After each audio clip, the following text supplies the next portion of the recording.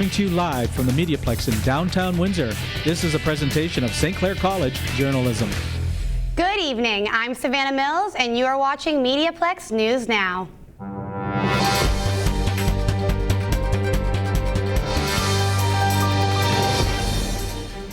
A group of people held a rally outside the Southwest Detention Center in Windsor Sunday afternoon, calling for change after a string of inmate overdoses over the past 2 weeks. Esther Aroenbo reports. In response to a death caused by overdose, a rally was held Sunday afternoon in Windsor to express concern over safety in the jail. Family and friends who have lost loved ones gathered to call for the action to prevent reoccurrence, among them Lisa Whitehead.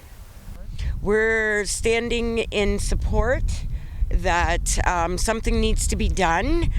We need reform in our corrections to stop these overdoses from happening. What are the guards doing while these people are in their cells overdosing? She, however, expressed her displeasure to what she calls inadequate measures taken to prevent reoccurrence after initial notice.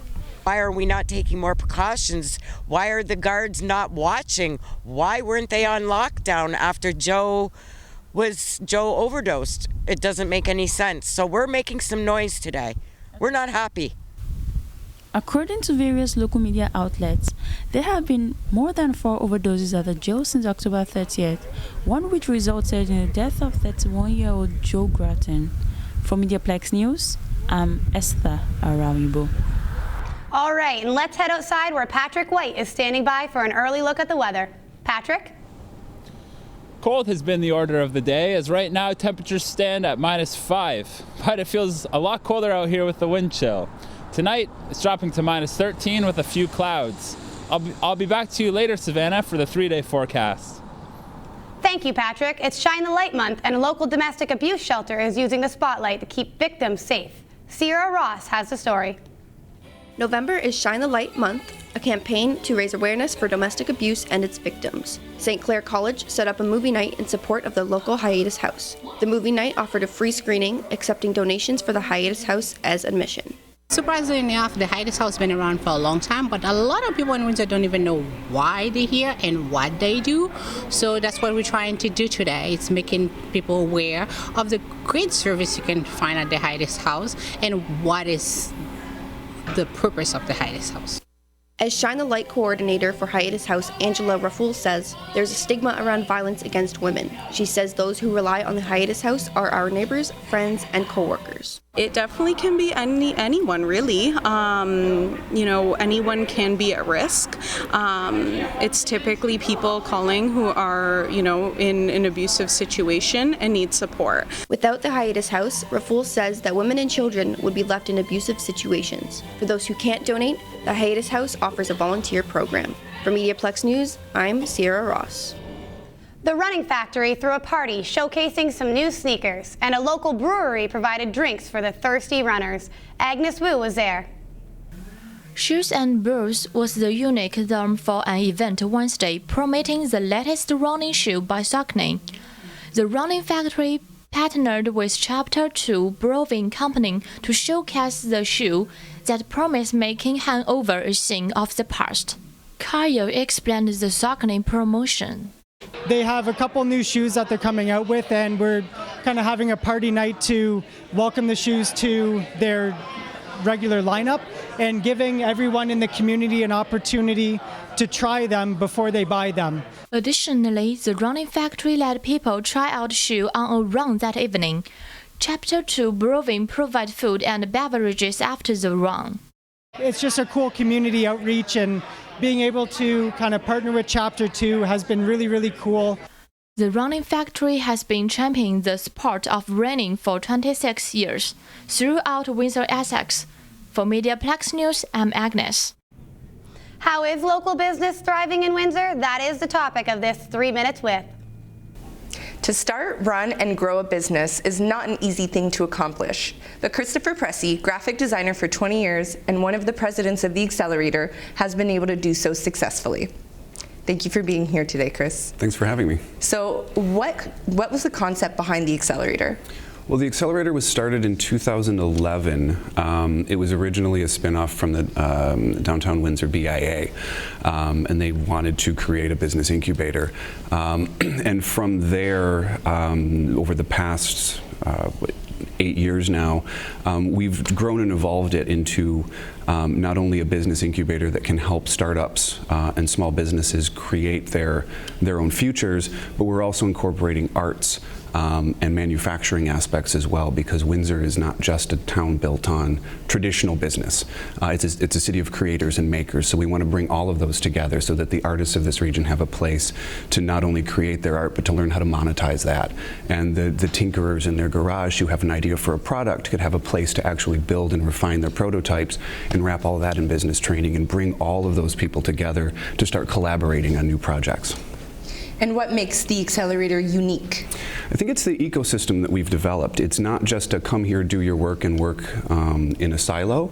You're around other entrepreneurs who are risking everything that they have to create their futures too. So there's a lot of idea sharing, there's a lot of mutual support, and we also provide mentorship and the things that you would expect from a business incubator with programming and access to funding resources and things like that. But I think what really makes us unique is that ecosystem of true collaboration. And how has the Accelerator made an impact on the community? What our entrepreneurs do is amazing. Since 2011, every year we survey our entrepreneurs at the end of the year on some financial data and some economic metrics. How much money did you earn? How many people did you employ? How many contracts do you have? And what we found is that since 2011, our entrepreneurs have created more than 1,500 jobs in this city and made an economic impact total of more than $20 million. Wow. And so can you walk us through a typical day at the Accelerator? I don't think there's a typical day because everything's constantly changing. You never know. The entrepreneurs are they're not a 9-to-5 crowd all the time. So some days there'll be 5 people in the building, some days there'll be 100 people in the building. So every day is very unique, but I think generally people are there to work. They're not there to socialize all day long. It's come in, get your work done, and then you're, like I said before, you're around people who are doing the same thing. So there's always someone you can bounce an idea off of. There's always someone who's perhaps been through a challenge that you're going through now and can give you some guidance, or maybe you can help somebody else through a challenge. So every day is very unique. Thank you so much for being here today. Thanks so much. My name is Danielle Haddad, and we've just spent 3 minutes with Chris Pressey. Finding Your Way and Cracking a Code comprise 2 unique temporary exhibits at the Chimchuk Museum. Swati Sharma tells us more. The 2 exhibits, Navigating Our Way and Cipher Decipher, showcase the history of maps and encryption museums respectively. More than 600 historic maps are in the collection, including original hand-copied and mechanically reproduced publications dating from the early 17th century to the early 21st century. In this exhibit, we have 100 maps on display, going from the 1600s to present-day Windsor. The second exhibition, Cipher Decipher, provides visitors with a rare and exciting opportunity to view an authentic World War II Enigma cipher machine. This exhibition breaks down communications encryption.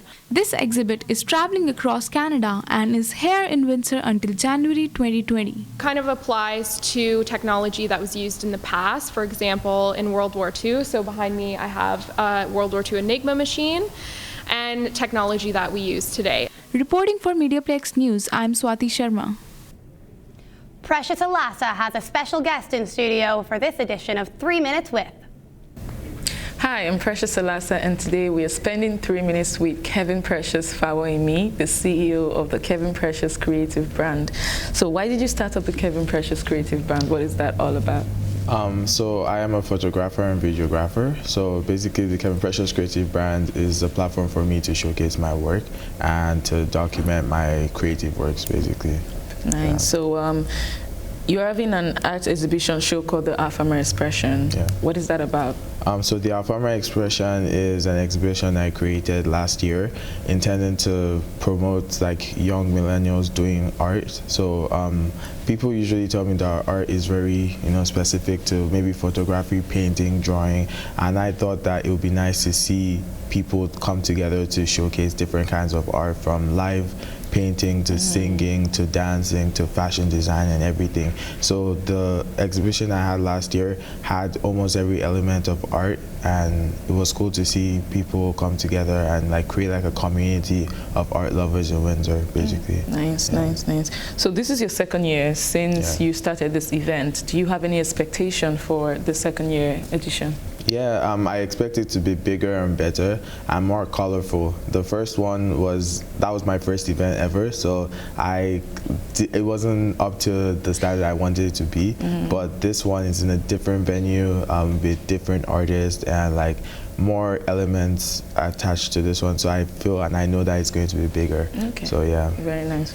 And I hear that it's not a free event. So are you selling tickets or what's the process? How does that work? So tickets are going for $15, and you can get your tickets off Eventbrite. The link is on my bio on Instagram, and my Instagram handle is KP So I try to spell that out because so KP and you can get it for $15 on there. Are they like physical tickets as well? Yeah, there are physical tickets that would be around Windsor very soon. So I'm going to have people all around, like in some locations like the mall and St. Clair and University of Windsor selling physical tickets. Okay. What about people that are interested in exhibiting like their work? Is there like a process? Do they have to pay for a stand? No, it's more for you to exhibit or for you to perform your music or whatever. It's more like you just have to prove that you're good. Send me your artwork, send me your music, and if you are good enough, you would exhibit. Like just shoot me a message on Instagram and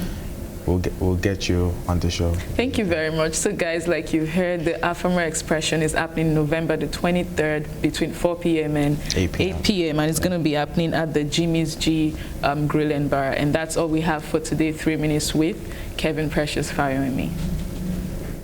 Bright Lights Windsor launches next month. Workers are getting very busy and getting everything ready. Bird Bouchard sheds a light on the preparations.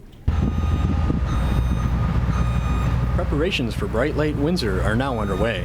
Daniel Champagne is one of many employees working hard to get Jackson Park ready for the festival. He says preparation is much more than just hanging up lights. You gotta want to do it, right? I mean, if you just come in here just to throw lights on a tree for a paycheck, you don't really care. You come, you put them on nice and, take pride in it. But according to John Fry, there's still a lot of difficult work to be done, and the deadline is quickly approaching. Whether the rain, the snow, whatever happens while we're doing this outside, you can't escape from it. We'll start working 10 hours, maybe Saturdays, just to make sure we meet the deadline. The cost of this year's festival is nearly $178,000. According to the City of Windsor, more than 100,000 people visited the Lights Festival last year. This year's festival runs from December 6th until January 7th, from 5:30 till 10 p.m. daily. Reporting for MediaPlex News, I'm Bird Bouchard. Let's head back outside where Patrick is standing by with a look at this week's forecast. Patrick? I think it's pretty obvious that we've balled setting records for snow and cold this year. Let's have a look at the 3-day forecast. Wednesday will be mainly cloudy with a high of -1. Thursday will be a chance of flurries with a high of 2. And Friday we can expect a mix of sun and clouds with a high of 2. That's it from me from the corner of University and Victoria. Back to you in the warm studio, Savannah. Well, when it comes to the environment, anything we can do to contribute is a huge help. Ennis Liu reports on a group doing just that. The forest is misty during the rain. Children dressed head to toe in waterproof clothes, rubber boots, wearing layers of insulation to keep them warm. Today's a muddy day. We have a mud kitchen. So a lot of them love to dig holes.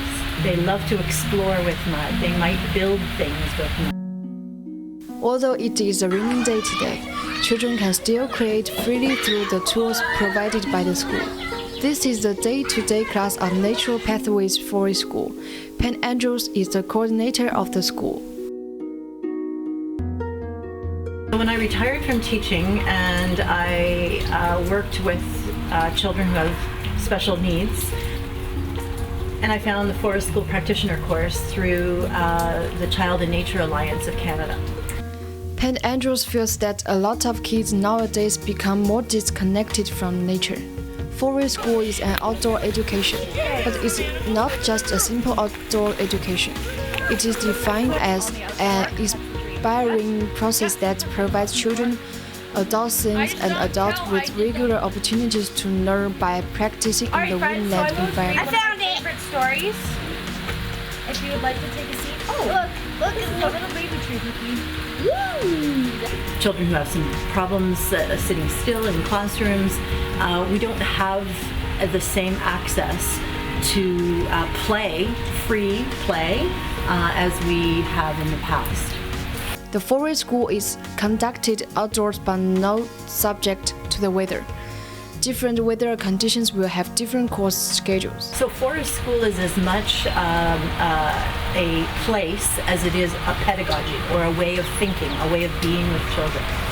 So our programs right now are varied. What do you think you felt? A spider? Let's see. But not real. Not a real spider? Fake pretend spider? Alright, Cole, your turn. I'll keep them from underneath. Let's see what's in here.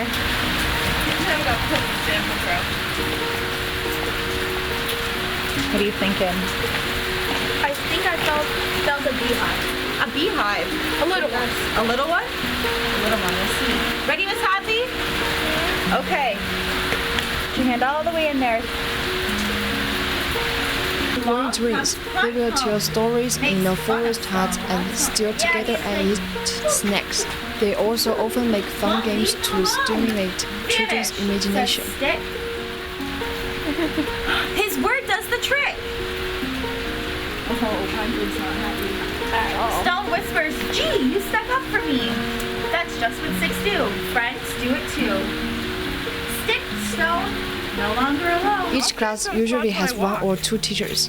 Now the Natural Pathways Forest School has 6 part-time educators working in nature with different groups. What do you think? Look down here. You see how it's softer?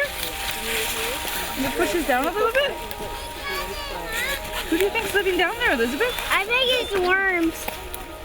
Maybe worms. I wonder if worms make tunnels under the ground. I joined Forest School because I see the benefits of kids being out in nature, and I know a lot of kids don't get the opportunities to spend time in the forest. And I think it's very important for their health, especially their mental health and their physical well-being, to be outside. Teachers will guide people to discover all possibilities in nature and encourage children to make bold guesses without worrying about making mistakes. Teachers also educate them while exploring how to deal with everything in nature. Do you think squirrels live in logs? No. What if you guys, could you go down on your knees so your friends behind you could see? Can you guys see anybody in there? Is anybody inside? No. No? Somebody's on top of it. Do you think they're hiding way back there? Do you think they can hide in there? What do you think? Arissa, did you look down in there? I think it's got a couple of things. I think it is an invitation to explore in nature by a group of curious adults who are also co-creators in that play structure. Natural Pathways Forest School has family drop-in program on every Tuesday morning. It's open to any families that want to come. You love Forest School, don't you? Why do you love Forest School? Because there's climbing trees. Climbing trees. Forest and Natural School might also be a way to counteract children's decreasing knowledge of biodiversity and the environment. Andrews is still exploring these barriers. It is very much about our natural ability to be wondering and curious about nature. But we don't get that until we spend time in it. Folklore and a look at disruptive play is the topic of this 3 Minutes With. All work and no play makes Jack a dull boy, but our guest today is anything but dull. He has had an impactful life, from a career as a professional rock and jazz musician to educator and author. Please join me in welcoming Shepard Siegel. So, Mr. Siegel, what excited you most about the idea of your book? Oh, well, I got back in touch with the idea of playfulness. I saw it growing up as a teenager. And I grew up during kind of the '60s, and there was a lot of protest. It was a Vietnam War was going on. I'm American. But the protest wasn't always serious. A lot of the protest was very playful. And that was very inspirational to me, that not only did you want to put an end to war, but you wanted to also create something new. And that something new, to me, what was exciting about it was the playfulness. And so it became part of what inspired me. And so those ideas had been kind of gurgling about. And then I had a whole career as an educator. And I left that at one point. In fact, the point at which I left my education career was when Robin Williams died. And Robin Williams was one of those kinds of people who retained the playfulness of a child into adulthood and somehow found a way to express it as a grown-up. And he had this quote where he said, you know, we're all born with a little bit of madness and we mustn't lose it. And so when he died, it was a signal to me. So I left my work as an educator and said, I have to get this book written and done. And what was the most interesting thing that you learned when researching your book, A Disruptive Play? That's a great question, Donia, that I had to write the book twice, because the first time it was just an investigation of play. And as with all interesting things in the world, there's an academic organization connected to it. So I joined the Association for the Study of Play. And well, at one of those conferences, I met someone and she said, well, you know, based on what you're writing about, you really should look into the trickster. And so I did, and started reading books about the trickster archetype and the trickster in folklore and mythology. And all of a sudden I saw this connection. I had to go back and rewrite the entire book. That what happens is, if you're a grown-up who has retained the ability to be playful the way you were as a child, you're going to encounter, consciously or unconsciously, the trickster archetype, the trickster demigod. And that opened up a whole new vistas of research and thought, and gave me even more to try to convey through the book. So this isn't your first book? Technically, no, because as an educator in my previous career, I wrote a book. I worked with young people with disabilities, and I helped them to make the transition from high school to adult life, whether that meant helping them get into college or getting them also work and employment. But it was also part of the inspiration, because and you never want to generalize too much about a group, but I've worked with hundreds of young people with developmental disabilities, and in particular, those people with Down syndrome have a gift in that almost every young person I've met with Down syndrome, and by young I mean up to age 40 at least, you know, they don't lose touch with that playfulness. They're always ready to be playful. And it's an asset, it's a gift. And it's also part of my inspiration that we call it a disability, but these folks have a gift, and it's something we can all learn from. So what has the reaction been from your readers about this book? Well, you know, I think about that because I go to readings. I'll be at Biblioasis this evening, you know, and I tend to attract oddballs. You know, I think I hit a chord with certain folks. Certainly you want to hit a chord with as many folks as you can. But I attract people who go, you know, I was just sharing how the officer who helped me across the border today at the border crossing, when he was asking about the book, and when I told him what the book was about, it touched a nerve with him, and he just lit up. So that's been the fun part, when people hear about it and they just light up.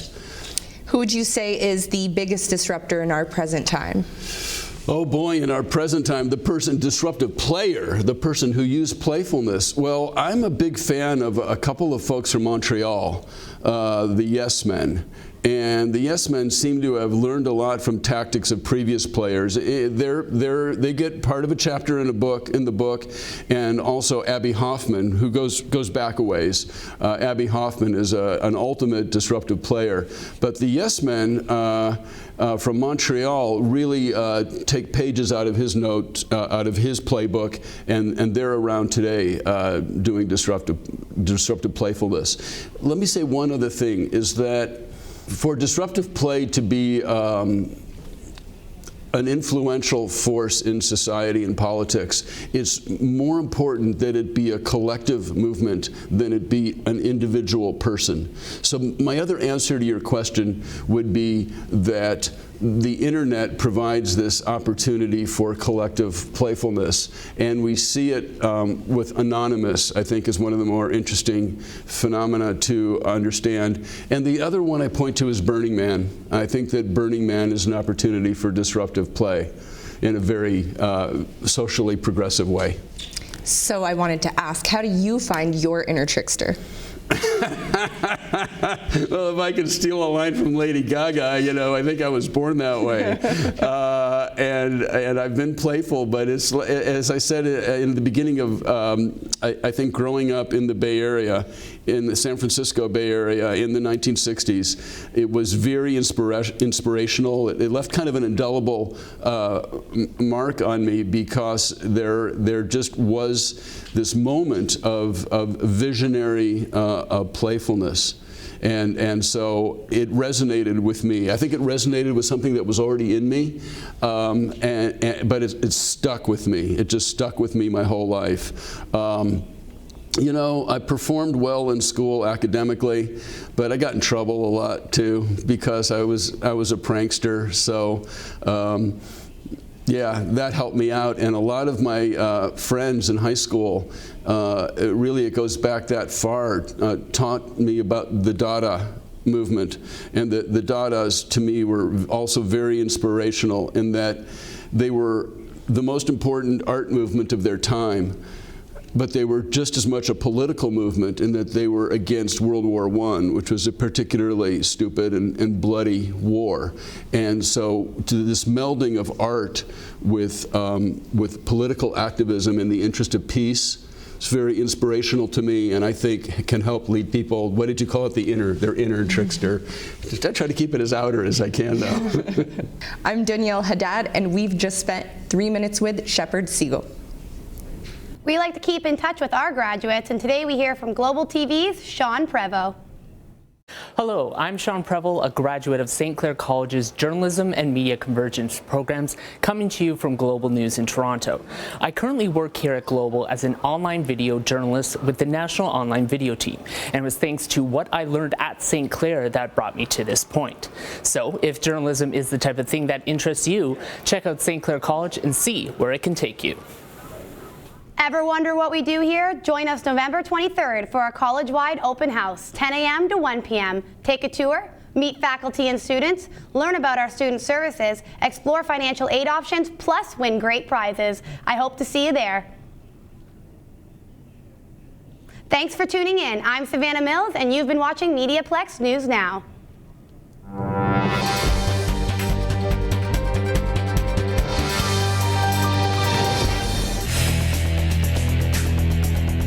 MediaPlex News Now is a production of the St. Clair College Journalism Program.